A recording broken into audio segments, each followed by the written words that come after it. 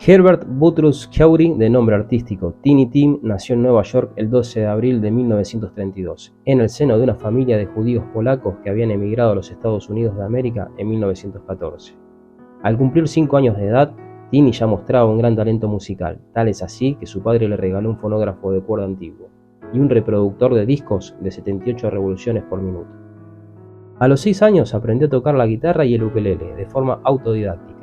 Para su preadolescencia desarrolló una pasión por los discos de la década de 1900 a la de 1930, y como los estudios no eran lo suyo, siendo un mediocre estudiante, Tiny abandonó la escuela secundaria metiéndose a trabajar como mensajero en la oficina neoyorquina de la Metro Goldwyn Mayer, donde empezó a fantasear con ser un profesional en el mundo del espectáculo, presentándose en concursos y veladas de nuevos talentos, hasta que consiguió actuaciones fijas en diferentes clubes. Uno de ellos era un local de ambiente gay, donde actuaba 6 días a la semana durante 6 horas por un sueldo que no llegaba ni a los $100 mensuales. Pese a todo, logró gozar de mucho éxito cuando se presentó en los shows televisivos de Johnny Carson, Ed Sullivan y Jackie Gleason. Para 1968 presentaba su primer álbum titulado God Bless Tiny Tim y su segundo disco Tiny Tim segundo álbum. Este no tuvo tanto éxito como el anterior, sin embargo tiene una destacada versión de Grandes Bolas de Fuego del cantante Jerry Lee Lewis. Ya en la cúspide de su carrera grabó un disco con canciones infantiles.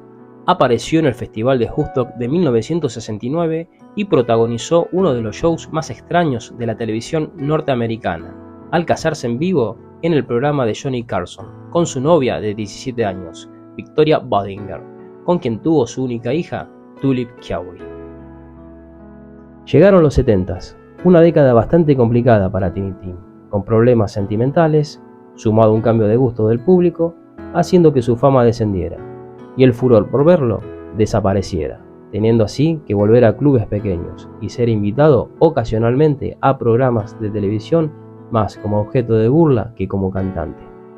También llegó a filmar una película de terror de clase B, titulada Wood Harvest, donde interpretó a un payaso. Hubo que esperar hasta los 80s para que Tiny volviera a grabar y fuera reivindicado por una nueva generación. Si bien su carrera vivió un nuevo auge a mediados de los 90s, descuidando su salud agravada por la obesidad, la diabetes y la hipertensión, hizo que Tiny Tim sufriera un ataque al corazón en 1996. A pesar de las reiteradas recomendaciones de su médico, al salir del hospital continuó con esa vida excesiva que lo caracterizaba como tal. Unos meses después, el 30 de noviembre de 1996, durante un acto benéfico, otorgó una entrevista con total normalidad, momentos antes de subir al escenario. Pero comenzando el show, se desplomó a causa de un paro cardíaco.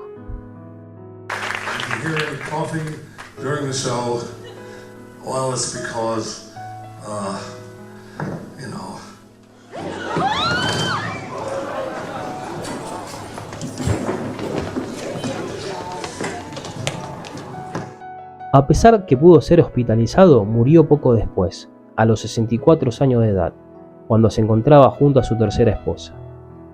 Tiny Tim fue enterrado junto a su más fiel compañero, su ukelele, en el cementerio Lakewood en Minneapolis, Minnesota.